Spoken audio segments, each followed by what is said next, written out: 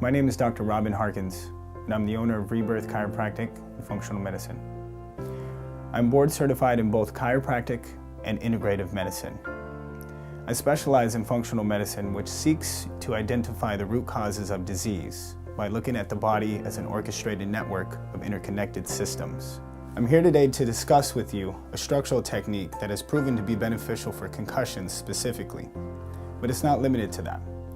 Patients suffering with PTSD, anxiety, traumatic brain injuries, whiplash injuries, chronic migraines, tension headaches, TMJ pain, as well as sinus congestion.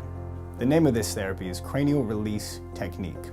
Now, beginning in 1930, a gentleman by the name of Dr. William Sutherland identified that the skull and its bones have specific movements. He taught that these movements within the skull are crucial for brain health. In the mid-70s, a gentleman by the name of Dr. John Upledger went on to research these techniques and found evidence that these cranial sutures and facial bones do have movement. He then went on to develop this technique as we know it today. There are 22 bones in the skull. We have 8 cranial bones and 14 facial bones. Each one of these bones have specific movements. As a whole, the skull expands and contracts in a rhythmic pattern. Along with respiration and heartbeat, this movement helps to assist the brain fluid circulation. The proper flow of these fluids is crucial to brain health. When a strong force comes into the head, such as a hit playing football, basketball, soccer, and of course boxing, or perhaps a whiplash injury from an automobile accident, any one of these forces will have an impact in moving these cranial or facial bones.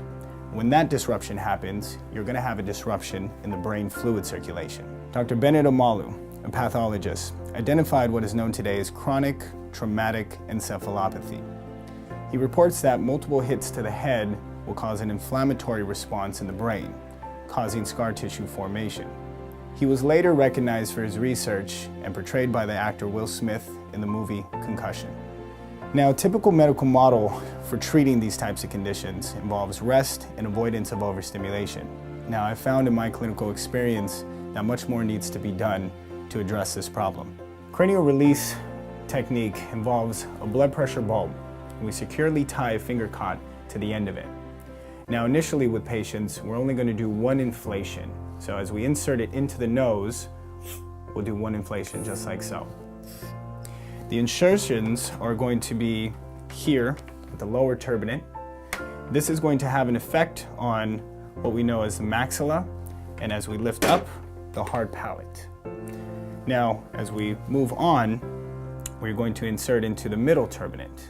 Middle turbinate will have an effect on the zygomatic bone, also known as your cheekbone. And lastly, the superior turbinate. We're going to go all the way up and all the way back in.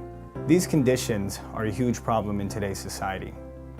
In concussions specifically, approximately 500,000 head injuries are reported each year. The military reports approximately 350,000 veterans suffer for some type of traumatic brain injury, well, thus leading into PTSD, depression, anxiety, just to name a few. It is imperative that we get this information to those who need it most. So I kindly ask that you please share this video with a loved one who you feel may be suffering with one of these conditions, as it may be life-changing for them. My name is Dr. Robin Harkins, and I look forward to helping you achieve the health that you desire.